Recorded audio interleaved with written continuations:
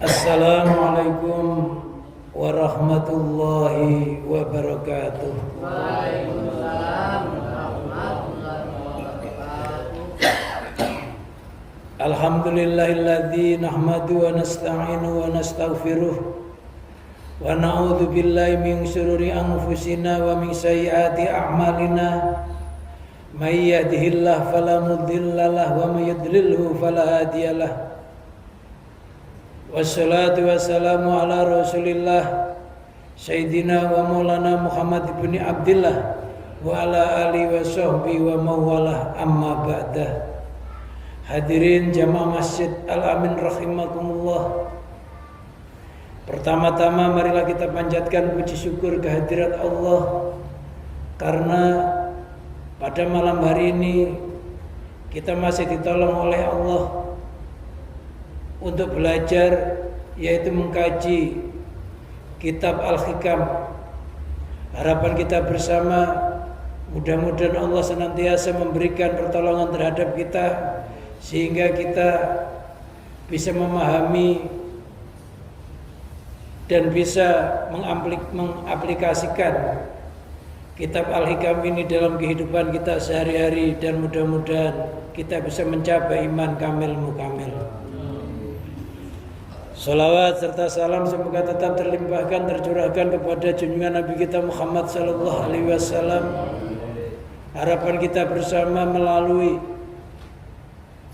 menghidupkan ilmu di Masjid Al-Amin ini,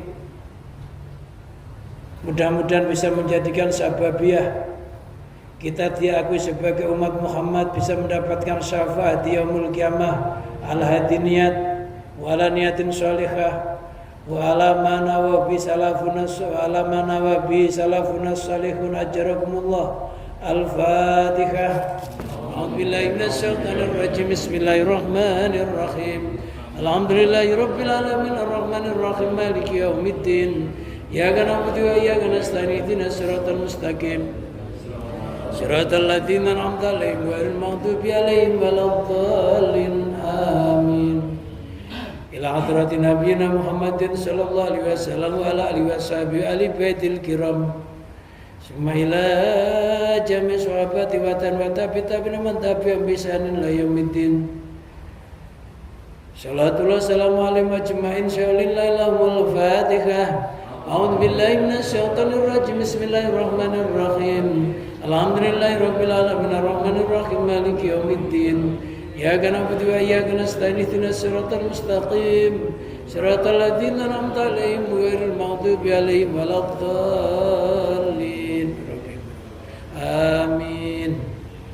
Sumailah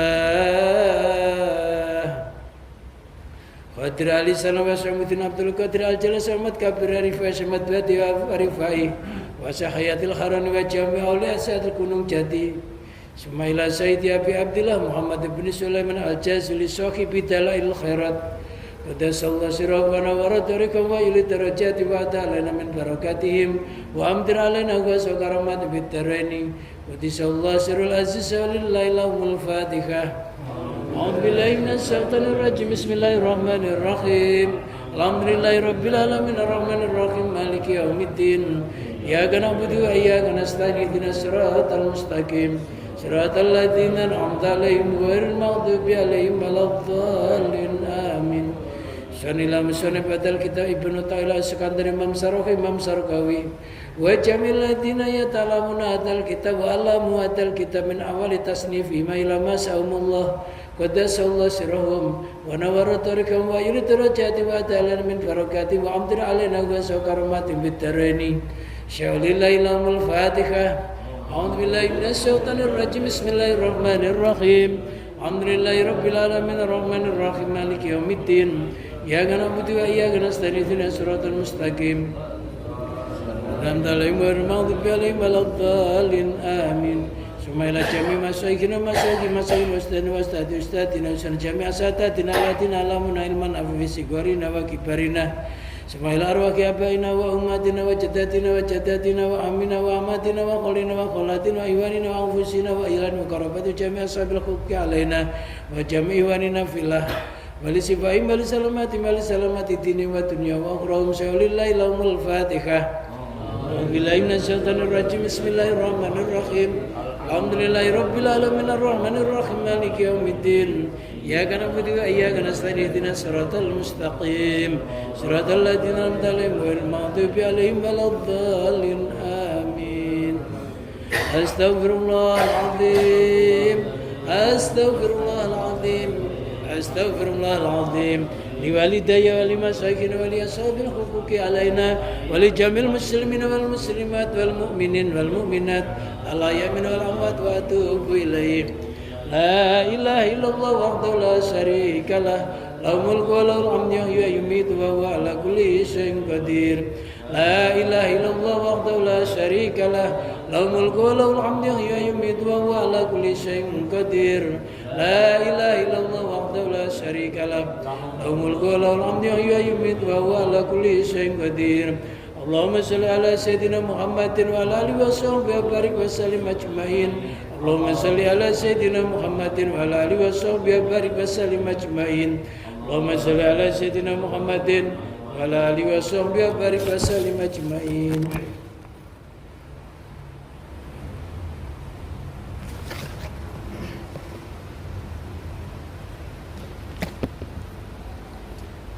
Bismillahirrahmanirrahim. Rabbi shrah li sadri wa yassir li amri wahlul 'uqdatam min lisani yafqahu qawli.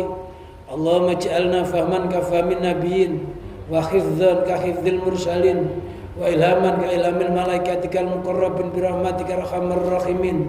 Fa fahamna Sulaimana wa kullan ataina hukman wa ilman wa sakharna ma Dawudal jibala yusabbihna wa tayra wa kunna fa'ilin. Qala al-musannifu rahimahullah wa nafa'ana Allah bihi wa bi'ulumihi wa amatana bi barakati fit daraini amin. Ilahi alimni min ilmikal mahzun wa sunni bisiril miskal masun. Ilahi doa Tuhanku, alimni ajarilah aku min ilmika dari ilmumu al-mahzuni yang tersimpan, wasuni dan jagalah aku bisirismika dengan sirnya namamu al-mahzuni yang terpelihara atau yang terjaga. Ilahi doa Tuhanku, alimni ajarilah aku min ilmika dari ilmumu al-mahzuni yang tersimpan. Idhafatu dalikal ilmi, penyandaran lafadz ilmu ilahi kepadanya lafadz al-mahzun itu idhafatu tasrifin, adalah idhofah atau penyandaran tasrif, artinya memuliakan.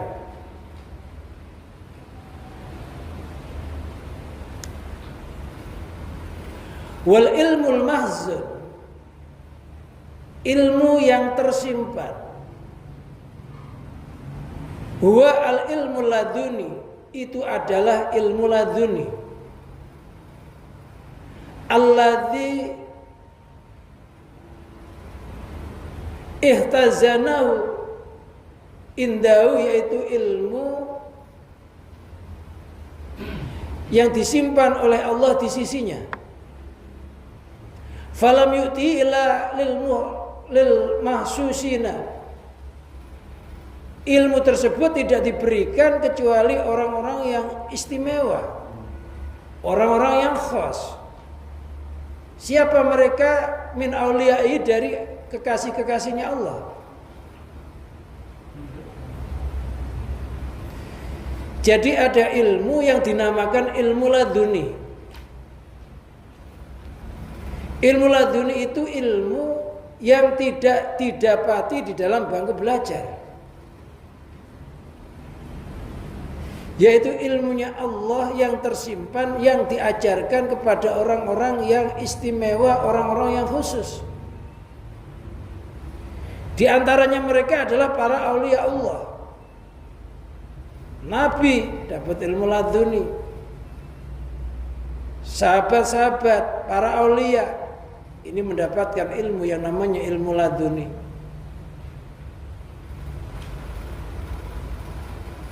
Ilmu yang tidak didapati di dalam bangku belajar. Ada orang nggak sekolah tapi bisa menjawab berbagai macam masalah. Di Jampes, Kediri, itu ada seorang ulama besar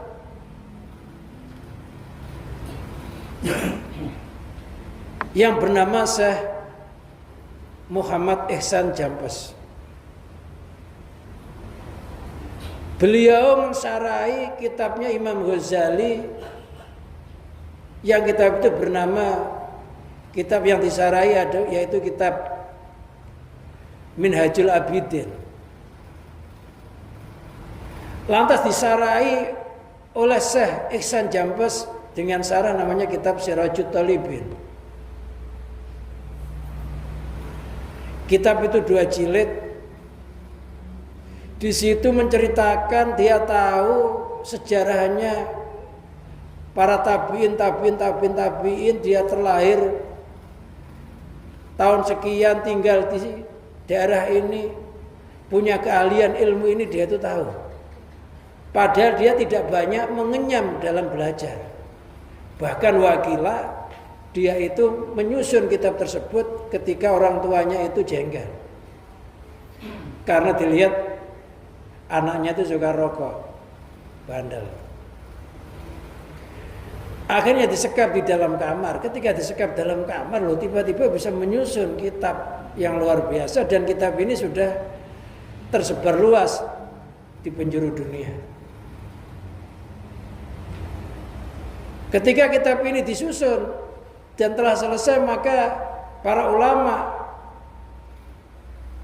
khususnya Jawa Timur membuat muktamar bagaimana kitab yang disusun oleh orang yang majdub, orang yang jadab, yang mendapatkan ilmu laduni yang kayak begitu itu boleh dipelajari apa enggak. Akhirnya sama ulama-ulama Tebuireng, ulama-ulama khususnya Jawa Timur dipelajari keakuratan kitab tersebut, dan ternyata ya memang akurat. Kelihatannya nggak banyak belajar, tapi dia bisa tahu berbagai macam ilmu. Itu Syekh Muhammad Ihsan Jampes Kediri. Akhirnya kitab itu boleh beredar, dan sampai sekarang kitab itu masih ada dibaca oleh ribuan para ulama. Jadi orang-orang kita itu punya ulama-ulama yang hebat-hebat. Kediri ada ulama yang terkenal Syekh Muhammad Ihsan Jampes. Tanara Banten ada Syekh Nawawi yang punya peninggalan kitab yang banyak, tapi sebagian dari orang kita gengsi mewarisi peninggalannya mbahnya sendiri, malah nyari di luar negeri yang gak jelas letaknya. Padahal mbah kita Syekh Imam Nawawi zaman Belanda itu nyusun kitab itu, tangan yang satu ini memegang lilin dari jarak, getah jarak, yang satu nulis. Di masa penjajahan masih menyempatkan diri menyusun banyak kitab, diantaranya Tafsir Munir, kitab tafsir Quran. Di antaranya adalah kitab-kitab kecil banyak, Sulamun Najah, Safinatun Najah, Kasifatus Saja, Marokil Ubudiyah, banyak kitab-kitab yang dia susun dari fikih sampai hadis. Yang anehnya orang kita kadang-kadang malah menyalahkan, itu banyak hadis yang palsu, banyak hadis yang dhaif. Kalau dipelajari malah bahaya. Jadi lebih percaya sama orang lain daripada orang tuanya sendiri. Aneh. Kira-kira kita lebih percaya orang tua kita apa orang lain? Lebih percaya produk bangsa kita sendiri apa bangsa lain? Orang kita ini lebih seneng ngambil produk bangsa. Banyak, gak hanya itu, belum di daerah Kalimantan, ya banyak kitab-kitab. Kitabnya Hasyim Asy'ari juga banyak. Jadi di Indonesia itu tempatnya ulama. Lah Imam Nawawi Banten itu itu adalah mufti Haromen. Dia itu jadi juru fatwa 2 tanah haram Mekah Madinah ketika itu. Diragukan enggak? Ulamaannya itu diakui. Dia itu mufti Haromen Mekah Madinah. Maka wafatnya Imam Nawawi itu enggak di tanah sini, tapi di Mekah, di Mahlah. Ketika pemakamannya dibongkar, memang di Mekah itu makam itu enggak boleh terus di situ, gantian. Ketika dibongkar ternyata jisimnya Imam Nawawi itu masih utuh. Kain kafannya utuh, jisimnya utuh. Sampai akhirnya ulama pemerintahan di masa itu tidak berani meneruskan pembongkaran, dan sampai sekarang makamnya Imam Nawawi itu tidak dipindahkan, masih tetap ada di Malang. Karena dihormati, ternyata ulama yang enggak hanya dia ahli dalam bidang fikih, bidang tafsir, bidang Quran, tapi dia juga ahli dalam bidang tasawuf, termasuk ahli wirai. Ahli wirai itu menjauhi yang haram dan yang syubhat. Harta kalau remeng-remeng nggak tahu halal haramnya nggak mau.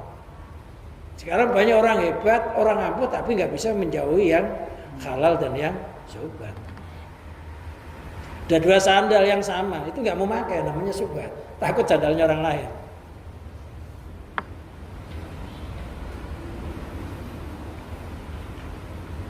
Imam Nawawi terkenal itu mufti, juru fatwa 2 tanah haram ketika itu, dan ketika masa dia itu mazhab Syafi'i berkembang pesat di Mekah dan Madinah.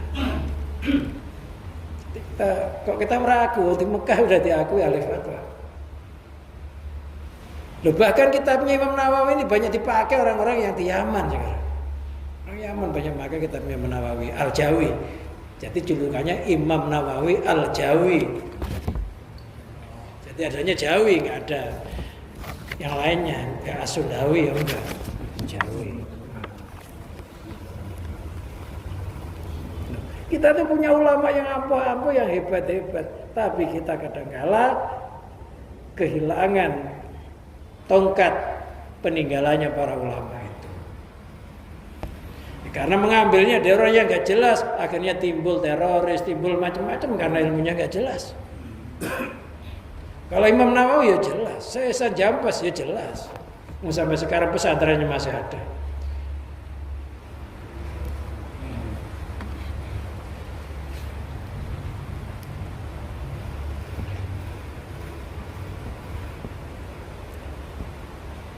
Dan mereka ini mendapatkan ilmu yang dinamakan ilmu laduni.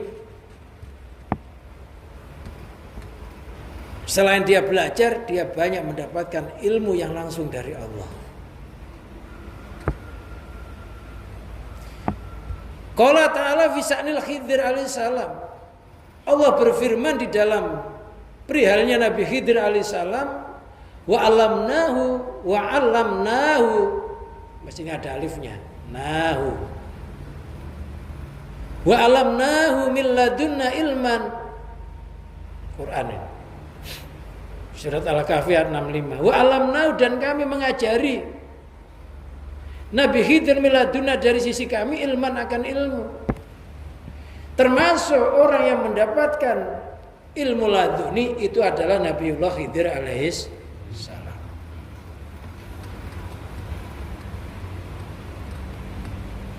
Keladunian Nabi Khidir ini nampak ketika Nabi Musa alaihissalam berpidato atau berceramah di hadapan kaumnya. Nabi Musa terkenal orang yang lihat dalam berbagai ilmu, alim, cerdas, hanya cara mengucapkan kurang fasih. Makanya Allah mengutus kakaknya yang namanya Nabi Harun sebagai juru bicara. Wakilah dalam tafsir, Nabi Musa itu lidahnya agak tumpul karena ketika masih kecil ini dipungut anak oleh Fir'aun. Jadi Nabi Musa itu kecilnya dipungut anak oleh Fir'aun. Lah ketika di kudang-kudang Jadi kudang-kudang, jadi kudang-kudang lagi di gendong-gendong lagi di ngomong-ngomong gitu, jenggotnya Fir'aun lah ditarik. Loh Fir'aun marah. Loh anak ini masih kecil katanya. Udah berani narik jenggot bapaknya. Loh, nanti kalau gede pasti akan lebih dari itu. Jangan-jangan ini benar apa yang dikatakan para peramal, bahwa nanti yang merobohkan keratonku ini adalah anak ini. Ketika mau dibunuh, dicegah sama istrinya. Jangan, ini anak belum mengerti. Enggak, ini udah ngerti. Belum mengerti. Kalau nggak percaya, coba dites. Dikasih 2. Yang satu dikasih bara api, yang satu dikasih roti. Kalau anak ini memang sudah ngerti, pasti memilih roti, nggak mau memilih bara api. Silakan kalau sampai dia milih roti, bunuh, berarti dia ngerti. Ternyata Nabi Musa tidak memilih roti, tapi milih bara api dan dimakan lidahnya tumpul. Makanya jurkamnya itu Nabi Harun. Dia berdoa agar kakaknya diangkat jadi Nabi dan Rasul.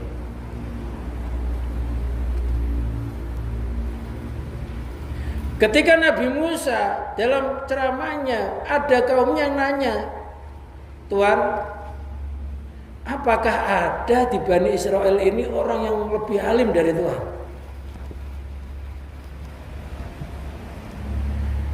Jawabnya Nabi Musa, gak ada orang di Bani Israel ini yang lebih alim daripada aku.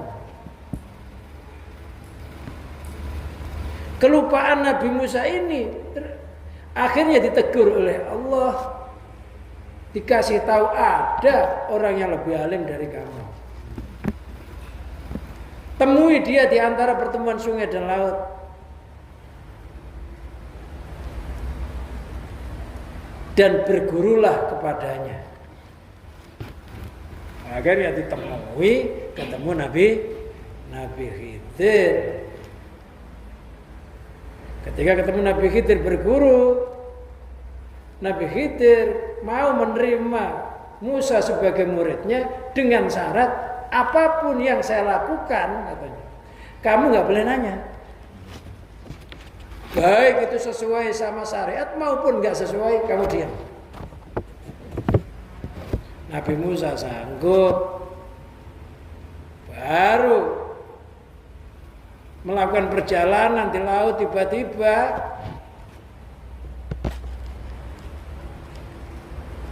ada perahu yang bermuatan harta benda dilubangi sama Nabi Khidir, tenggelamkan perahu itu. Hatinya Nabi Musa, loh, orang perahunya orang nggak dosa nggak perkara kok malah tenggelamkan, padahal ada benda-benda berharganya. Tadinya nahan-nahan, ya nggak kuat. Akhirnya protes. Kata Nabi Khidir, loh, saya kan udah ngomong, kamu jangan nanya. Tapi ya nggak kuat, orang itu kalau kebanyakan ilmu gampang nggak kuatan. Kalau nggak debat ya nggak kuat. Karena udah kebanyakan ilmu. Makanya orang ahli syariat itu kalau berguru ilmu tahu kebanyakan ya nggak kuat. Nabi Musa hebat, suruh diem aja nggak kuat. Karena memang secara dhahir itu salah. Melakukan perjalanan lagi, ada anak kecil lagi main, tiba-tiba sembelih sama Nabi Khidir. Nabi Musa, masa orang gini kok alim loh, hukum agama yang kayak nggak ngerti, ditahan-tahan, mau nggak nanya ya nggak kuat, akhirnya terpaksa nanya. Lu itu anak kecil nggak dosa nggak perkara kok disembelih. Kan saya tadi sudah ngomong, apa yang saya lakukan kamu diam. Baru sadar, tadinya nggak, hampir lupa nggak boleh ngomong itu. Ya karena orang sudah biasanya protes. Nggak merotes ya nggak kuat kewatelan. Dia nyari orang. tidak dibuat. Satu kali lagi, kalau saya melakukan sesuatu kok sampai kamu nanya, sudah pisah, kamu nggak bisa jadi murid saya. Udah dia jalan,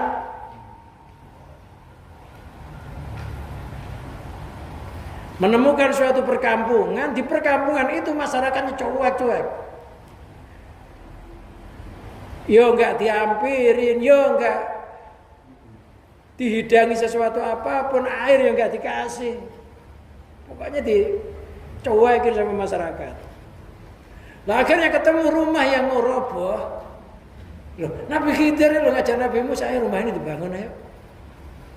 Perasaannya Nabi Musa enak amat. Oh kita lewat disapa, enggak dijamu, enggak tawarin air, enggak, padahal kita haus. Kok ada rumah mau roboh, mau dibangun, biar tambah roboh, gitu ya. Lo mau diajak bangun rumah, protes. Yang mestinya yang harus dibangun, yang ditolong itu orang yang pernah berjasa, kan gitu ya. Enggak jasa, enggak apa, kok malah dibangun, didirikan rumah itu. Akhirnya enggak kuat, protes. Ketika protes, sekarang udah terakhir, kamu enggak bisa nerusin perjalanan berguru sama saya. Karena mau bisa saya terangkan. Perahu yang saya lubangin itu miliknya orang yang melarat. Di sana itu ada bajak laut. Kalau sampai ketahuan perahu itu akan dihabisi, dirampas, maka saya tenggelamkan, masih bisa diharap diambil. Nabi Musa nggak ngerti masalah itu. Padahal memang ada bajak laut. Kalau nggak disembunyikan, isi perahu itu akan diambil bajak laut. Loh itu anak kecil dibunuh, nggak perkara. Itu anak kecil itu di dalam tulisan Lauhul Mahfuz itu orang tuanya itu muslim. Nanti kalau sampai anak kecil ini besar akan menjadikan kedua orang tuanya jadi kafir karena sayangnya orang tuanya kepada anak ini. Maka saya bunuh biar nggak menjadikan kedua orang tuanya kafir. Lah itu rumah udah doya mau dibangun, masyarakatnya cuek. Itu rumahnya anak yatim yang di dalamnya ada peninggalan harta benda, masyarakatnya coba gak mau bangun. Ini saya bangun. Baru sadar, oh iya, baru ngerti. Ternyata Nabi Khidir pakai ilmu laduni, Nabi Musa pakai ilmu syariat. Sebenarnya perahu ditenggelamkan apa maksudnya? Perahu itu gambaran ilmu syariat. Ilmu syariat itu harus ditenggelamkan di dalam ilmu thariqah. Ilmu thariqah harus ditenggelamkan dalam ilmu hakikat dan makrifat. Kalau sampai kita punya ilmu syariat, nggak mempelajari ilmu hakikat dan makrifat, bisa dirampok oleh setan, bajak laut. Akhirnya kalau udah dirampok setan, jadi orang sombong. Perhitungan terhadap ilmu. Maka harus ditenggelamkan, ilmu itu harus ditenggelamkan ke dalam laut. Laut itu artinya harus ditenggelamkan di dalam kekuasaan Allah. Sehingga sampai nggak merasa orang itu berilmu. Anak kecil itu kalau dalam pahaman hakikatnya, anak kecil itu artinya orang itu harus bisa menghilangkan sifat kekanak-kanakannya. Sifat cengeng, sifat gampang geluh, gampang kepinginan. Itu kan anak kecil ya. Itu kalau nggak disembelih bisa menjadikan kita jadi kafir. Sifat kanak-kanak itu harus disembelih.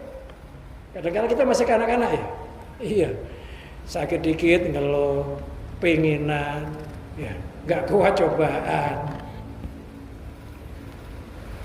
Dan rumah dibangun itu anak yatim itu artinya membangun sesuatu. Kita kalau pengen berbuat kebaikan jangan nunggu orang lain berbuat baik kepada kita. Walaupun masyarakatnya juga kayak apa orang nggak peduli sama kita, kalau kita pengen berbuat baiklah. Ya, ternyata maksudnya disuruh istiqomah di dalam perjalanan hidupnya, pasti akan mendapatkan mutiara yang berharga. Ya, singkat aja itu kisahnya Nabi Khidir.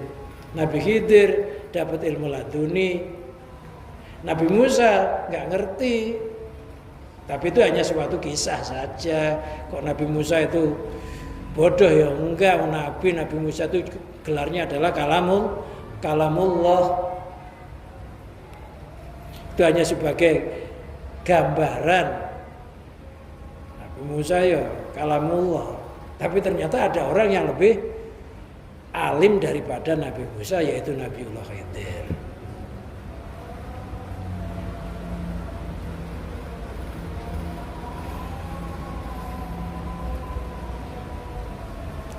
Wa fi hadisi Abi Hurairah radhiyallahu an, dari hadisnya Abi Hurairah radhiyallahu an, qala inna minal ilmi kahiatil maknun. Sesungguhnya sebagian dari ilmu itu ada ilmu yang laksana intan berlian yang tersimpan. Ada ilmu yang sangat luar biasa yang tersimpan. Yubdiya ila anbiya'i, ilmu itu mana? La ya'lamu ilal ulama. Tidak mengerti simpanan ilmu yang laksana intan berlian itu kecuali ulama billah, orang-orang yang mengenal Allah, alias orang-orang yang ahli makrifat billah, yang tahu tentang simpanan ilmu itu. Fa idzan nataqu bi la yunkiruhu ila ahlul ghirah. Ketika dia berkata dengan ilmu tersebut, maka nggak ada yang mengingkarinya kecuali ahlul ghirah. Ahlul ghirah itu orang ahli syariat. Orang ahli syariat itu gampang cemburu. Ada orang lain pengen maju, nggak boleh, saya aja yang maju. Ahli syariat. Karena orang ahli syariat itu merasa punya Tuhan. Ketika Tuhannya direbut sama orang lain, nggak terima. Dari syariat itu hatinya nggak boleh muncul kecuali saya, nggak boleh jadi pemimpin kecuali saya. Pokoknya harus serba saya. Makanya ahlu ghirah itu cemburu. Jadi kalau ada orang lain maju, cemburu dia, nggak mau, nggak boleh. Kalau perlu dijegal, jangan sampai maju. Majelis-majelis, masjid-masjid, kalau ada majelis taim, kalau perlu, jangan datang. Itu ahlul ghirah. Ngaji sama saya aja.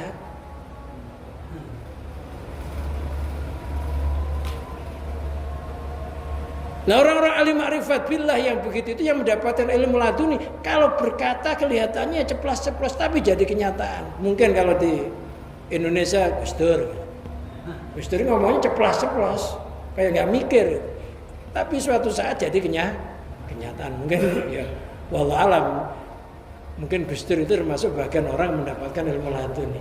Ngomongnya ceplas-ceplos, kayaknya ya kayak nggak berbobot gitu, tapi ternyata jadi kenyataan. Dengan bergilirnya waktu, bergantinya zaman, omongan-omongan jadi kenyataan. DPR itu dulu dikatakan taman kanak-kanak, rame, sekarang ya jadi taman kanak, berebut terus kan, rebutan kursi ya, taman kanak-kanak, berantem ya anak-anak. Dan orang punya ilmu laduni kalau ngomong nggak bisa bantah orang. Termasuk ulama, banyak ulama-ulama yang khos itu kalau ngomong itu sangat berbobot. Bahkan orang yang sangat berpendidikan tinggi debat sama ulama yang punya ilmu laduni nggak bisa apa-apa. Gus Dur pendeta tingkat dunia diajak debat kalah pendeta. Iya beneran ya. Padahal Gus Dur nggak belajar kitab Injil kita, nggak bisa ngalahin. Ya nggak tahu orang namanya ilmu laduni, wallahu a'lam.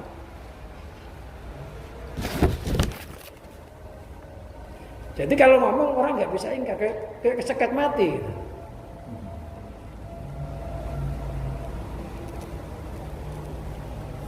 Jadi ucapannya itu mematahkan hujahnya orang lain. Dan langsung orang itu yakin. Wa qala ba'duhum, sebagian ulama berkata huwa asrarullah. Ilmu laduni itu adalah asrar-asrarnya Allah, ilmu-ilmu sir, ilmu-ilmu yang rahasia. Yubdiya il anbiya'i, yang ditampakkannya kepada para nabinya Allah. Wa aulianya Allah, kekasihnya Allah. Wa sadatin nubula, dan sayyid-sayyid yang agung. Termasuk para habaib, para ya, kalau di kita nih Sayyid Maliki Mekah, ya Sayyid Maliki Mekah itu ngarang nadoman Aqidatul Awam itu didampingi oleh Rasulullah.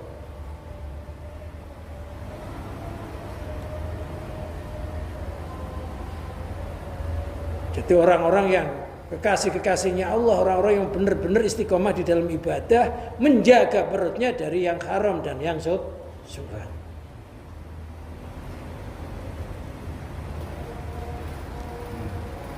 Min ghairi sama'in, dari tanpa mendengar.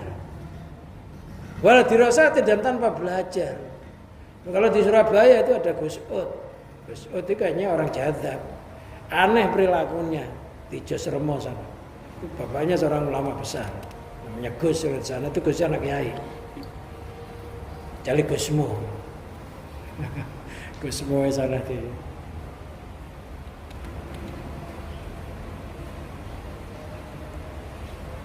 Gus itu kelihatannya nggak pernah ngaji. Gitu. Ketika abahnya ada udzur dalam kajian kitab Al-Hikam, Gus Ud itu disuruh ganti. Gus Ud itu ternyata olehnya menerangkan kitab Al-Hikam itu lebih paham daripada bapaknya. Padahal kelihatannya nggak pernah ngaji. Tapi yang bapaknya tiap hari doain anaknya, nggak henti-hentinya. Kita itu sudah nggak ngaji, doain anaknya bisa ngaji, ya enggak ya. Ini gimana? Ya kalau keturunan orang ampuh ya insya Allah nggak jauh dari darahnya itu netesnya ya. Kalau kita ini kan darahnya darah apa ya? Belajar berkali-kali aja ya belum bisa nggak paham ya. Ya tapi bukan masalah paham nggak paham. Yang penting ngaji ini mengikuti perintah Allah, Rasulullah nyuruh tolabul ilmi faridatun ala kulli muslim. Mencari ilmu itu wajib atas muslim laki-laki, muslim perempuan. Yang penting kita menggugurkan suatu kewajiban. Nanti kalau ditanyai sesuatu kok kita nggak ngerti karena udah belajar, kita nggak kesalahan. Karena udah belajar, jadi tugas kita ini belajar. Yang ngasih pengertian itu Allah. Bisa juga kita sekarang ngaji begini, 2 bulan kemudian tiba-tiba kita baru bisa memahami. Bisa dengan ilmu laduni. Bisa. Ngajinya sekarang, suatu saat ada masalah ingat, oh iya ya, dulu saya pernah ngaji tentang bab ini ya. Tiba-tiba ingat, oh berarti saya harus melakukan begini. Kadang-kala setahun kemudian baru ilmu ini bisa meresap, bisa kita rasakan. Ya harus langsung. Yang penting apa? Yang penting tugas dijalani. Masalah pinter dan enggak bukan urusan kita. Guru itu juga nggak bisa minterin murid, bisa nggak? Ya nggak bisa. Kalau guru bisa minterkan murid semuanya, yang ranking 1 nyatanya ya ranking hanya 1, ranking satunya 1, yang lainnya 0 semua. Apalagi sekolahnya online, nggak online ya bodoh tambah online. Jadi guru yang nggak bisa minterin murid, yang bisa ngasih petunjuk kepintaran itu Allah. Guru tugasnya ngajar, murid tugasnya belajar, Allah yang ngasih hidayah. Jadi nanti dituntut sama Allah, nggak rugi kalau kita udah belajar. Ya Allah, tugasnya sudah saya laksanakan tapi belum bisa memahami ya Allah. Dan yang bisa memberikan kepahaman itu Engkau.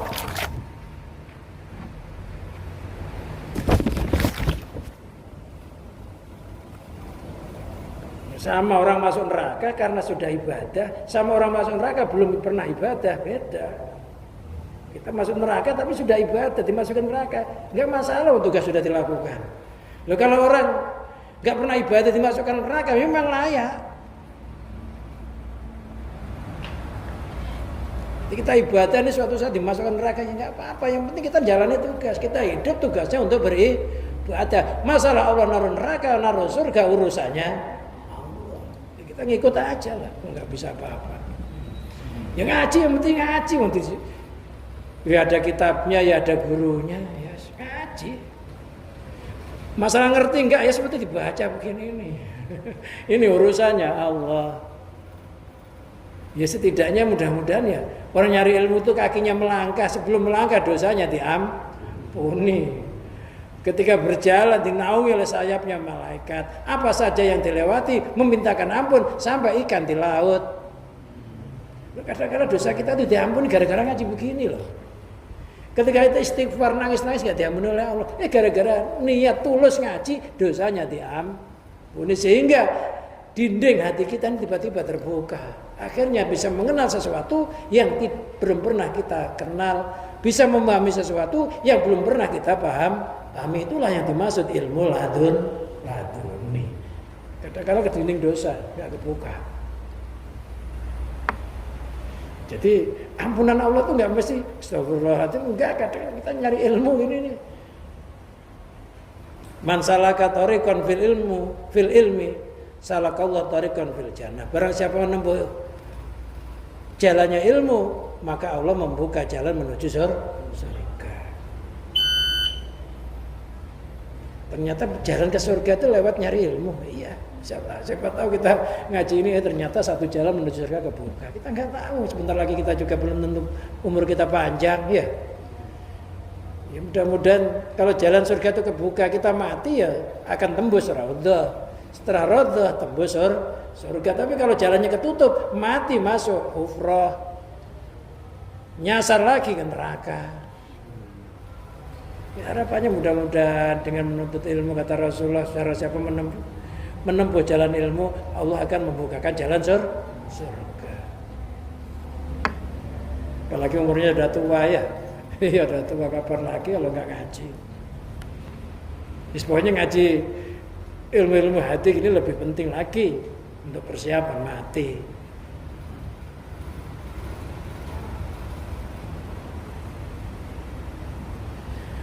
Wasuni jagalah aku. Aifatni artinya jagalah aku an ru'yatil akhyar, dari melihat makhluk. Hati kita ini tidak boleh melihat makhluk. Walaupun mata kita ini setiap hari gak lepas melihat makhluk. Hati kita terus melihat siapa? Disuruh melihat zat yang menciptakan makhluk. Disuruh melihat kebesarannya zat yang menciptakan makhluk. Ada petir, duar. Hati kita ini disuruh melihat zat yang menciptakan, kekuasaannya zat yang menciptakan petir itu, subhanallah. Atau berdoa Allahumma la taqtul nabi godot bika wala tuhlik nabi ada bika. Jadi ketika ada petir itu, kalau orang mukmin sejati bukan petirnya, tapi kekuasaannya zat yang bisa membunyikan petir itu. Hatinya itu terus Allah. Berjalan, bukan wujudnya berjalan, tapi zat yang menggerakkan kita bisa berjalan, berhenti. Apapun yang terjadi di alam semesta ini, orang mukmin sejati itu nggak pernah hatinya melihat makhluk, tapi yang dilihat kebesaran penciptanya. Ibaratnya, gampang-gampangnya paham, hatinya itu yang dilihat hanya laut.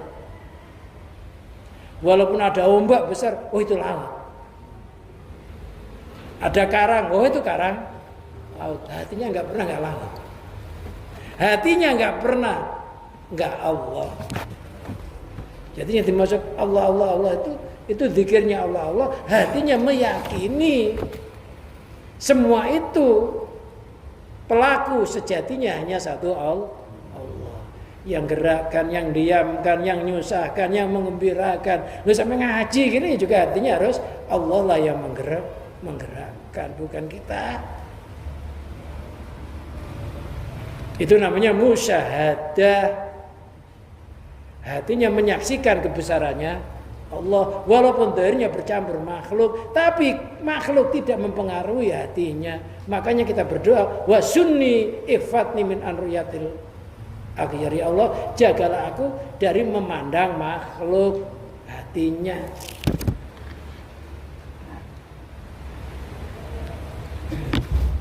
Au an ibahati bitilkal ulum wal asrar, atau dari diperbolehkannya, atau dari membolehkanku bitilkal ulumi wal asrar, dengan ilmu dan asrar tersebut, ilmu-ilmu hakikat dan makrifat, itu ilmu-ilmu sabdo larangan tanpa wedar. Ngerti maksudnya? Ilmu hati itu ilmu batin, ilmu tentang iktikat kepada Allah itu nggak boleh diucapkan sembarangan. Kayak tadi kan semuanya Allah bergerak, hatinya Allah itu nggak boleh diucapkan, cukup diyakini. Nah, kita minta dijaga jangan sampai lisan kita itu sampai memudarkan ilmu hakikat yang ada dalam hati kita. Jadi apapun yang terjadi kita yakini itu Allah, itu namanya iman. Tapi kalau diucapkan bisa jadi murtad. Kalau yang diucapkan ya yang sesuai zahir gitu. Wah, anginnya kencang banget ya. Anginnya kencang banget, tapi hatinya ya Allah, Engkau hebat menciptakan angin dan menggerakkan angin sekencang itu. Hatinya Allah. Tapi ucapannya angin, tapi hatinya zat yang menggerakkan angin. Gitu loh. Boleh anginnya kencang, tapi hatinya jangan sampai angin juga, gitu loh. Ketika zahirnya angin, hatinya angin, itu namanya memandang makhluk.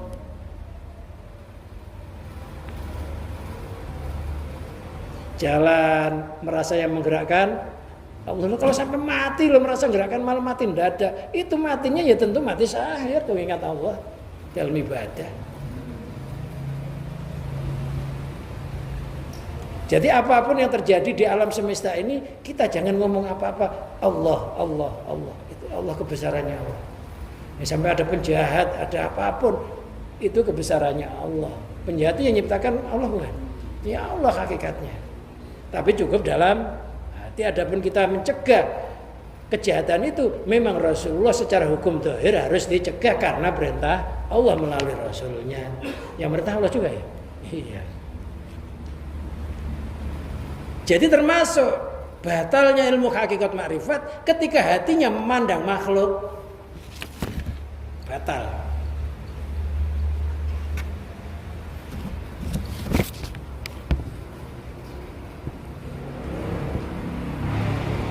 Ya dimaksud memandang makhluk itu mengiktikadkan makhluk itu punya daya dan kekuatan, punya manfaat dan bahaya, bisa melakukan sesuatu. Padahal semuanya itu bisanya karena Allah. Lupa Allahnya, itu namanya memandang makhluk.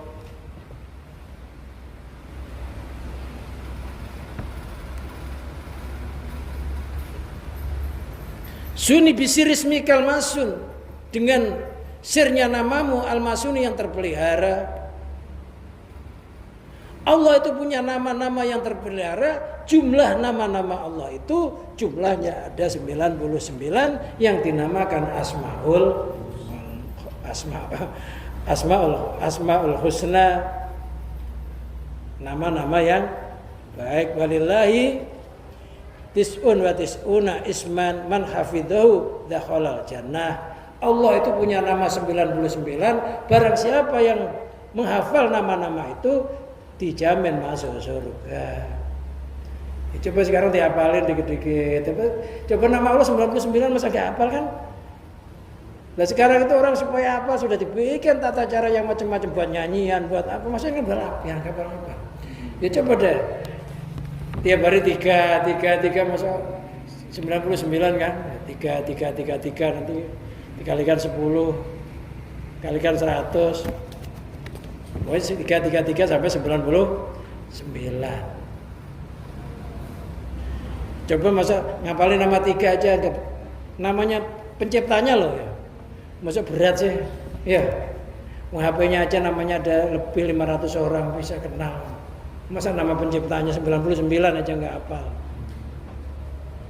Nah itu terus dihafal oleh Allah, dijamin masuk surga. Surga disiapkan, hanya tiketnya ngapalin. Ya coba, masa nama penciptanya aja nggak hafal. Jangan-jangan nanti dikiranya bukan kekuasaan nama penciptanya lagi.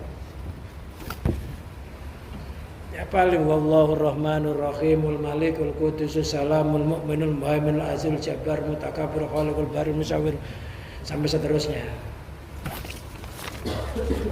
Ya kalau enggak 3 atau 5 lah.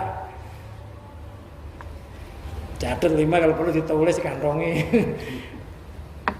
Jadi kita baca nama 3 itu ya sama dengan zikir kan? Ya zikir.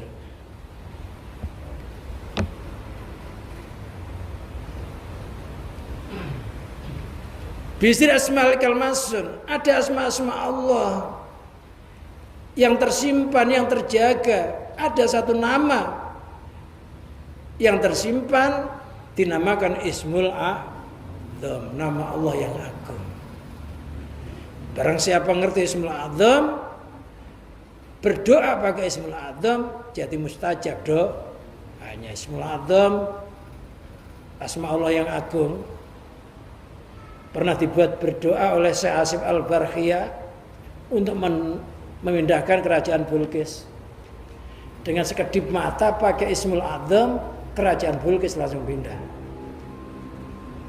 Sampai Bilqis itu datang ke istananya Nabi Sulaiman, kok ada istananya persis istana saya. Padahal istananya dia dipindah, nggak ngerti. Akhirnya bangga sama Nabi Sulaiman bisa bikin istana kok persis, padahal istananya dia dipindah. Memindahnya sekedip mata pindah. Pakai apa? Asma Allah yang namanya Ismul A'zam. Apa ada yang dikasih itu? Ada orang-orang yang khas.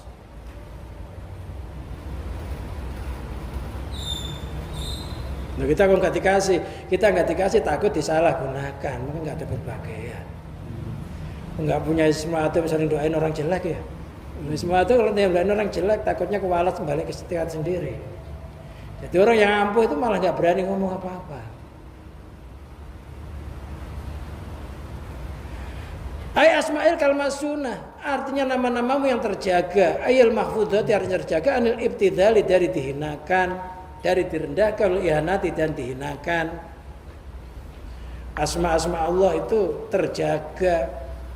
Fa inna la yazidu ayatullah biya fi baitil khala, masalan umpamanya nama-nama Allah itu enggak boleh seseorang masuk WC dengan membawa nama-nama Allah. Nanti hati-hati, beli peci ada tulisan Allah, ngising pakai peci itu haram. Baju ada tulisan Allah, pipis pakai baju yang ada tulisan Allah, haram, dosa maksudnya. Kalung ada tulisan Allah untuk kesehatan, bawa pipis, haram nggak? Dosa nggak? Dosa. Nah, yang bikin ini bukan orang Islam, jadi nggak ngerti masalah itu. Dia menarik ada tulisannya Allah, orang Islam biar beli, ini kesehatan. Padahal kalau beli itu harus bisa jaga. Bendera adalah ilah illallah buat iketan, masuk WC sambil ngising, haram nggak? Ya haram. Ini nggak sembarangan nama-nama itu. Ya nggak boleh buat nama, dibuat masuk WC itu termasuk nama Allah, nama Nabi, nama malaikat. Itu nggak boleh. Nggak nama Allah aja, nama Allah, nama Rasul dan nama malaikat. Itu kan buat jimat menyalahi agama ya salah. Wah, ampuh kalungnya ada tulisan Allah. Itu ngikuti orang Kristen, kalungnya pakai salib.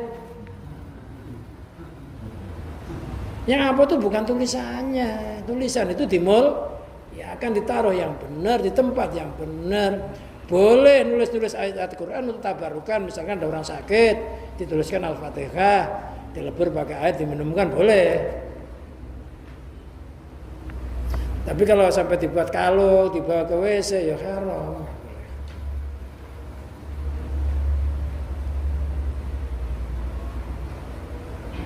Jadi kalau kalungan pakai tulisan nama Allah, mau pipis harus dilepas.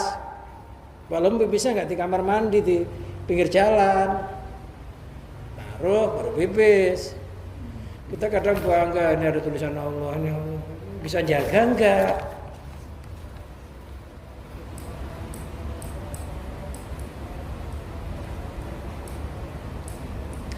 Wan ayyusama bi'agharu subhanahu, dan tidak boleh selain Allah pakai nama Allah, dibuat nama. Ada orang namanya Rahman, Rahman aja nggak boleh. Karena Rahman itu hanya nama Allah dari Asmaul. Bolehnya siapa? Abdur Rahman. Ada orang punya anak dinamakan Khalik. Khalik aja nggak boleh. Karena itu asma Allah. Bolehnya bagaimana? Ditambahi Abdul Khalik. Hambanya sang pencipta. Abdur Rahman, Abdul Ghafur, Abdul Jabbar. Abad itu kawula, hamba. Jadi kalau murni namanya Khalik nggak boleh. Namanya Rahman saja nggak boleh.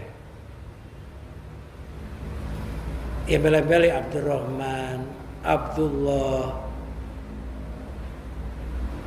Jadi nggak boleh selain Allah pakai nama Allah. Loh, supaya kita nggak pakai nama, kan harus ngerti, paling nggak hafal nama Allah itu. 99 itu. Dikhawatirkan kalau kita nggak hafal, dikiranya bukan nama Allah, kita buat nama anak kita. Murni lagi nggak ditambah apa-apa. Nggak nanya. Katanya Bira Sakti pakai nama Allah. Padahal haram.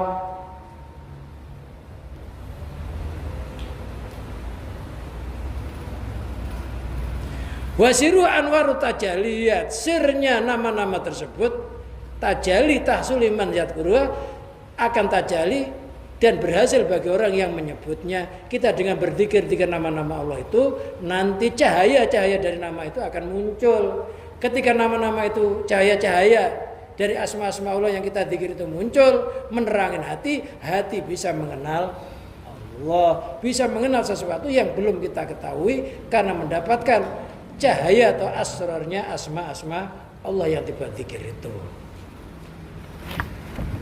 Ya terserah apa-apa, ya Hayyu ya Qayyum birahmatika astaghis, wa ya Fatahu ya Razzaku ya Fatahu ya Razzaku.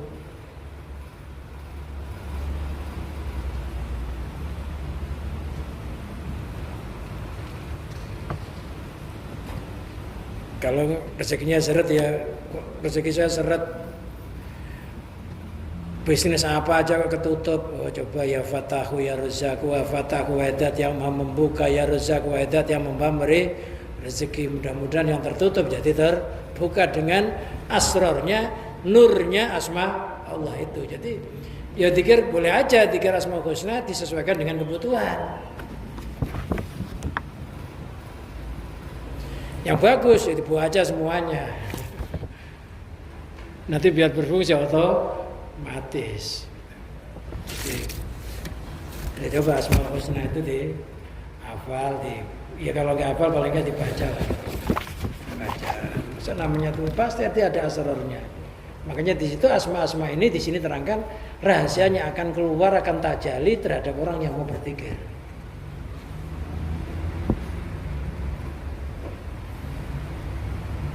Jadi kalau kita menzikirkan asma-asma Allah, kok tiba-tiba hidup kita jadi berubah, itu sebenarnya karena tajalinya, nurnya nama-nama itu muncul, namanya khasiatnya muncul gitu. Ya Allah alam bisawab. Pokoknya mudah-mudahan dengan kajian kita pada malam hari ini kita tetap semangat mencari ilmu. Yang penting kita belajar. Kalau di sini saya tugasnya ngajar, ya ngajar, nggak ada istilah habis ilmu itu, tetap belajar sampai kita keliang lahat. Terakhir kalau udah mati habislah masa belajar. Wallahu a'lam bishawab. Allahumma shalli wa sallim wa barik ala sayyidina Muhammad sayyidil awwalin wal akhirin an sadatina sabi sayyidina rasul ajmain.